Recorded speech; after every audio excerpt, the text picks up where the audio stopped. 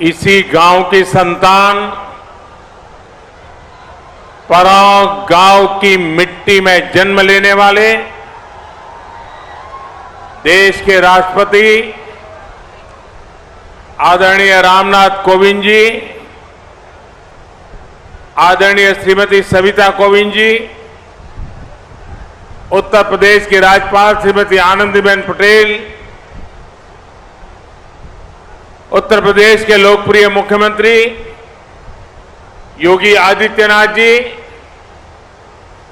मंच पर विराजमान मंत्रिपरिषद के मेरे साथी, उत्तर प्रदेश मंत्रिपरिषद के मंत्रीगण, सांसदगण, विधायकगण और विशाल संख्या में पधारे आए मेरे प्यारे भाइयों और बहनों, राष्ट्रपति जी ने जब मुझे कहा था कि मुझे यहां आना है, तभी से मैं आपके पास आकर के गांव वालों से मिलने का इंतजार कर रहा था। आज यहां आकर वाकई मन को बड़ा सुकून मिला, बहुत अच्छा लगा।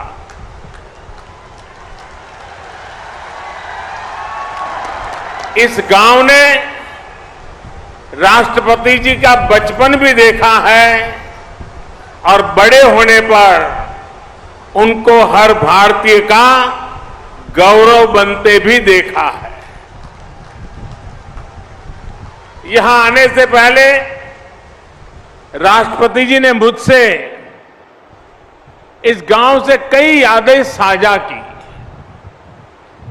मुझे पता चला कि 5वीं के बाद जब उनका दाखिला 5-6 मील दूर के गांव में करा दिया गया था, तो नंगे पांव स्कूल तक दौड़ते हुए जाते थे।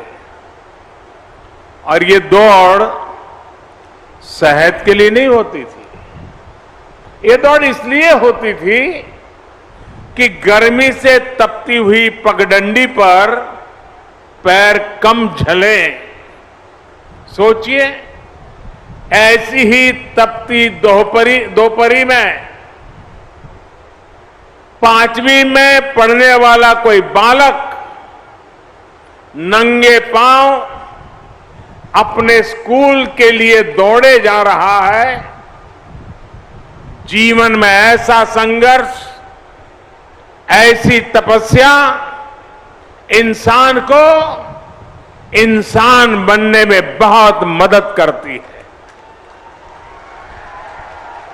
आज राष्ट्रपति जी के गांव में आने का यह अनुभव मेरे लिए जीवन की एक सुखद स्मृति की तरह है। भाइयों और बहनों, जब मैं राष्ट्रपति जी के साथ विभिन्न स्थानों को देख रहा था, तो मैंने परोक्ष में भारतीय गांव की कई आदर्श छवियों को महसूस किया। यहां सबसे पहले मुझे पथरी माता का आशीर्वाद लेने का अवसर मिला। ये मंदिर इस गांव की, इस क्षेत्र की आध्यात्मिक आभा के साथ साथ एक भारत श्रेष्ठ भारत का भी प्रतीक है। और मैं कह सकता हूं कि ऐसा मंदिर है जहां देवभक्ति भी है, देशभक्ति भी है। और मैं देशभक्ति इसलिए कह रहा हूं कि राष्ट्रपति जी के पिताजी की सोच को मैं प्रणाम करता हूं, उनकी कल्पना शक्ति को प्रणाम करता हूं। वे अपने जीवन में तीर्थाटन करना, अलग अलग यात्रा स्थानों पर जाना, ईश्वर के आशीर्वाद लेना, इसके लिए कभी घर से निकल जाते थे, कभी बद्रीनाथ गए, कभी केदारनाथ गए, कभी अयोध्या गए, कभी काशी गए, कभी मथुरा गए, अलग अलग स्थान पर गए।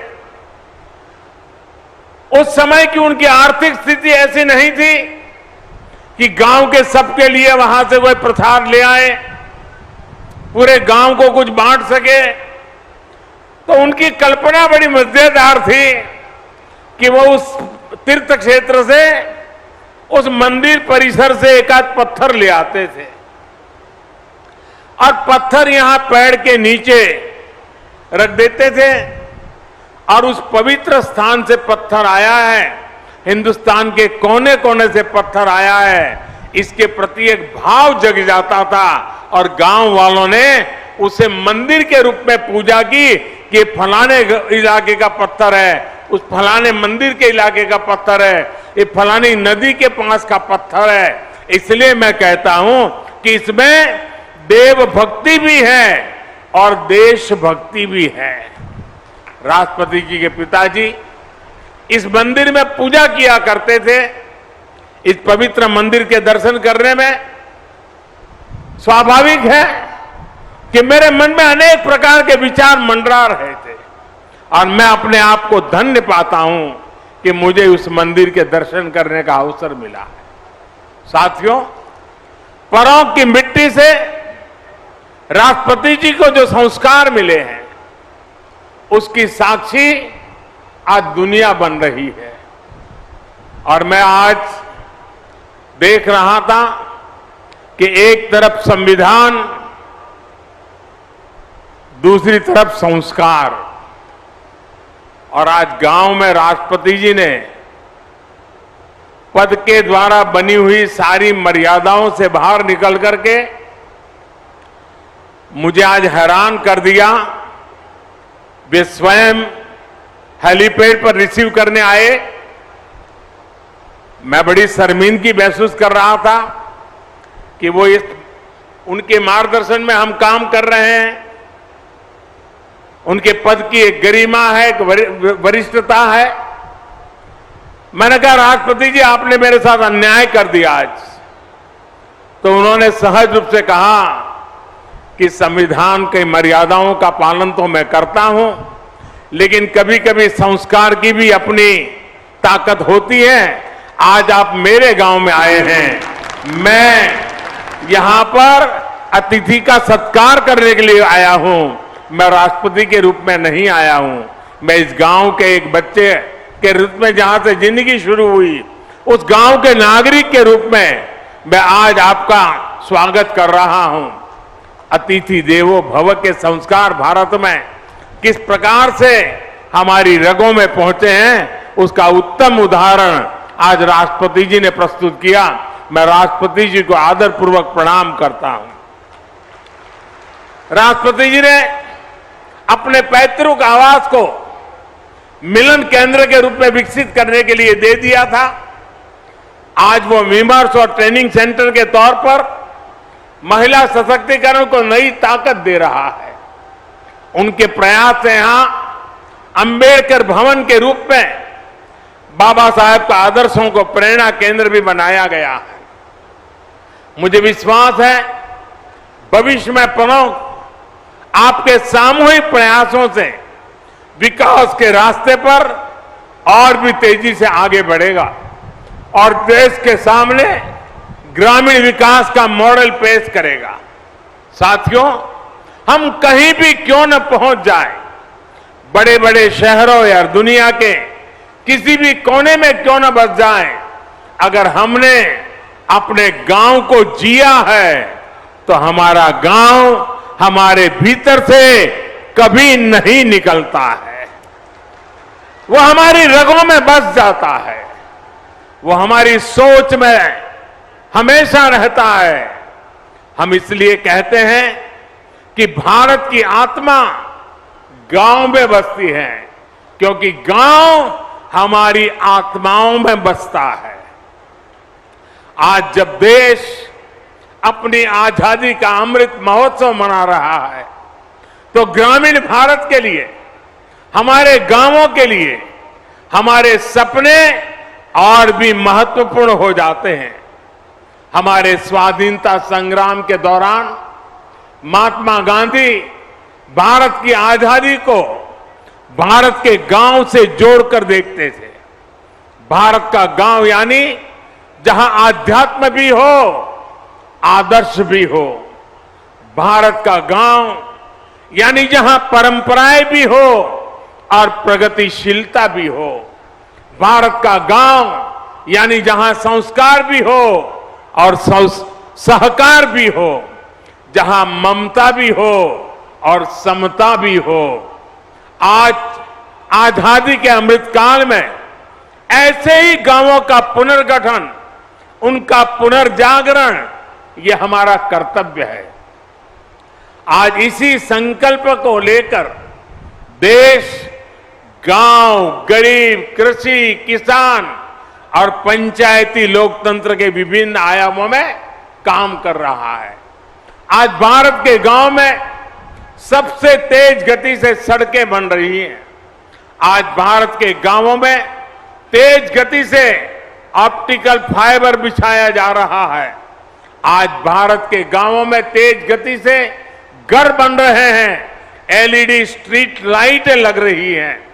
शहरों के साथ साथ हमारे गांव में भी विकास के हर मार्ग पर कदम से कदम मिलाकर के चले, ये नए भारत की सोच भी है और नए भारत का संकल्प भी है। आप सोचिए, क्या किसी ने कल्पना की थी कि एक दिन खेती से जुड़े मुश्किल से मुश्किल काम अब ड्रोन के जरिए से भी होना शुरू हो जाएगा? लेकिन आज देश इस दिशा में आगे बढ़ रहा है। मुझे बताया गया है कि यहां इस गांव में भी 300 से ज्यादा लोगों को स्वामित्व के तहत घरौनी दी जा चुकी है, प्रॉपर्टी के कागज दिए जा चुके हैं। टेक्नोलॉजी के जरिए कैसे किसान की सुविधा और आमदनी दोनों बढ़े, इस दिशा में तेजी से काम किया जा रहा है।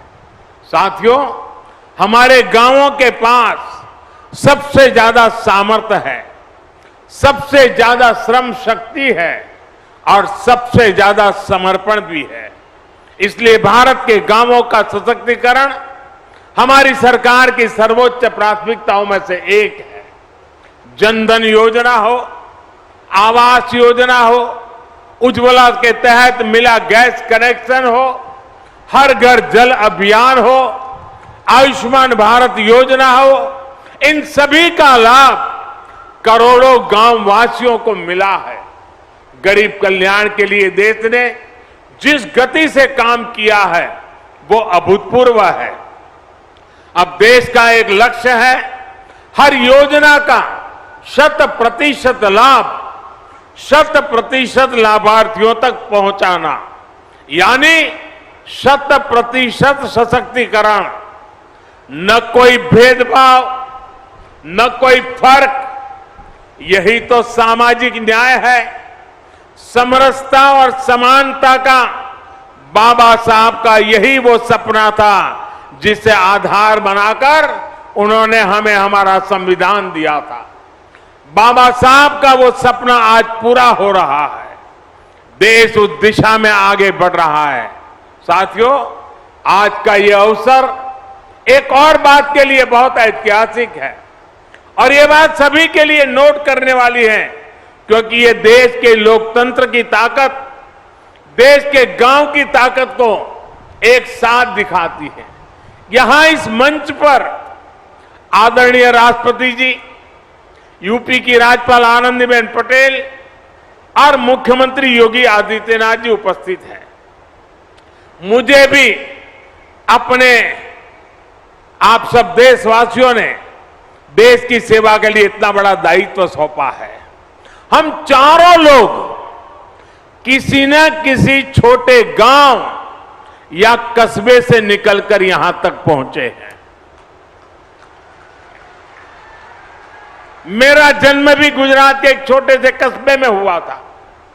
गांव की संस्कृति, संस्कार और हमारे यहां जुड़े संघर्षों ने हमारे जी से जैसे कितने ही लोगों को तनासा, हमारे संस्कारों को मजबूत किया। यही हमारे लोकतंत्र की ताकत है।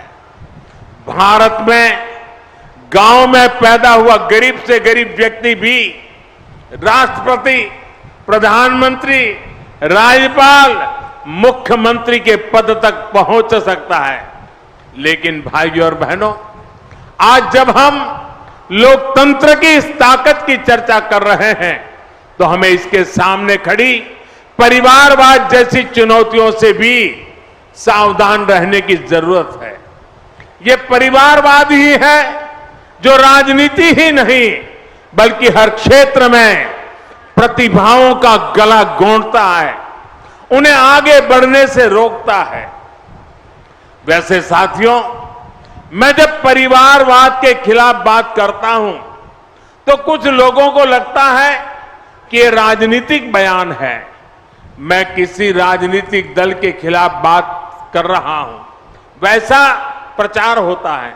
मैं देख रहा हूं कि जो लोग परिवारवाद की मेरी व्याख्या में सही बैठते हैं वो मुझसे भड़के हुए हैं, गुस्से में हैं। देश के कोने कोने में ये परिवारवादी मेरे खिलाफ अब एकजुट हो रहे हैं। वो इस बात से भी नाराज है कि क्यों देश का युवा परिवारवाद के खिलाफ मोदी की बातों को इतना गंभीरता से ले रहा है।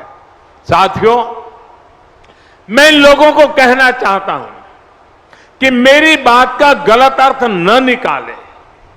मेरी किसी राजनीतिक दल से या किसी व्यक्ति से कोई व्यक्तिगत नाराजगी नहीं है। मैं तो चाहता हूं कि देश में एक मजबूत विपक्ष हो, लोकतंत्र को समर्पित राजनीतिक पार्टियां हो। मैं तो चाहता हूं कि परिवारवाद के शिकंजे में फंसी पार्टियां खुद को इस बीमारी से मुक्त करें, खुद अपना इलाज करें, तभी भारत का लोकतंत्र मजबूत होगा, देश के युवाओं को राजनीति में आने का ज्यादा से ज्यादा अवसर मिलेगा। खैर, परिवारवादी पार्टियों से मैं कुछ ज्यादा ही उम्मीद कर रहा हूं, इसलिए मैं आपके बीच भी कहूंगा कि हमारी जिम्मेदारी है कि हम देश में परिवारवाद से जैसी बुराइयों को न पनपने दें।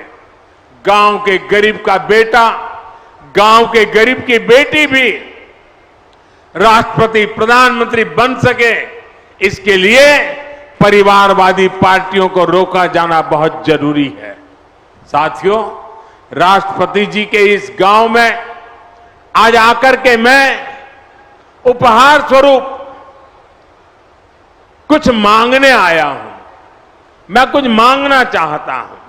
आपको लगेगा एक कैसा प्रधानमंत्री है, हमारे गांव में आया, लाया कुछ नहीं और मांग रहा है हमसे।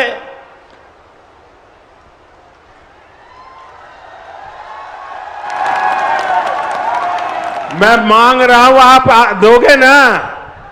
मैं गांव से मांगूंगा तो मिलेगा ना? जिन जिन गांवों से लोग आए वो भी देंगे ना? देखिए, आपने अपने गांव में इतना विकास किया है। आज जब देश अपनी आजादी का अमृत महोत्सव मना रहा है तो आपको अपना प्रयास बढ़ाना है। अमृत काल में देश ने संकल्प लिया है कि देश के हर जिले में 75 अमृत सरोवर बनाए जाएंगे। और अभी योगी जी बता रहे थे कि यहां परोख में भी 2 अमृत सरोवर का निर्माण हो रहा है। आपको इस अमृत सरोवर के निर्माण में मदद भी करनी है, कार सेवा भी करनी है और इसकी भव्यता भी बनाए रखनी है। मैं आपसे एक और बात भी मांगता हूं और मुझे विश्वास है कि आप ये मेरी मांग को भी पूरा करेंगे, और वो है प्राकृतिक खेती, नेचुरल फार्मिंग। परों गांव में ज्यादा से ज्यादा किसान नेचुरल फार्मिंग को अपनाएं, प्राकृतिक खेती को अपनाएं, तो ये देश के लिए एक बहुत बड़ा उदाहरण बनेगा। साथियों, भारत की सफलता का एक ही रास्ता है, सबका प्रयास। सबके प्रयास से ही आत्मनिर्भर भारत का सपना भी पूरा होगा। और आत्मनिर्भर भारत का अर्थ है आत्मनिर्भर गांव, आत्मनिर्भर युवा। हमारे गांव गति पकड़ेंगे तो देश गति पकड़ेगा। हमारे गांव विकास करेंगे तो देश विकास करेगा। आदरणीय कोविंद जी ने के रूप में देश को राष्ट्रपति देने वाले प्रमुख ने यह साबित कर दिया है कि गांवों की मिट्टी में कितना सामर्थ्य होता है। हमें इस सामर्थ्य का, इस प्रतिभा का सही इस्तेमाल करना है। हम सब मिलकर काम करेंगे और देश के सपनों को पूरा करेंगे। इसी संकल्प के साथ मैं एक बार फिर आदरणीय राष्ट्रपति जी का हृदय से आभार प्रकट करता हूं कि उन्होंने अपने साथ मुझे भी यहां आने का अवसर दिया। मैं आप सभी का भी एक बार फिर हृदय से अभिनंदन करता हूं और गांव के हर गली में जहां जहां गया, जिस उमंग और उत्साह से आपने अभिवादन किया, पुष्प वर्षा की, स्नेह वर्षा की, प्यार से अभिभूत कर दिया, मैं आपके इस प्यार को कभी भूल नहीं पाऊंगा, आपके इस स्वागत को कभी भूल नहीं पाऊंगा। और गांव के अंदर जितना भी समय बिताने का अवसर मिला, खुद के बचपन के साथ भी मैं जुड़ गया। इसलिए भी मैं आप गांव वासियों का हृदय से अभिनंदन करते हुए मेरी वाणी को विराम देता हूं। बहुत बहुत धन्यवाद।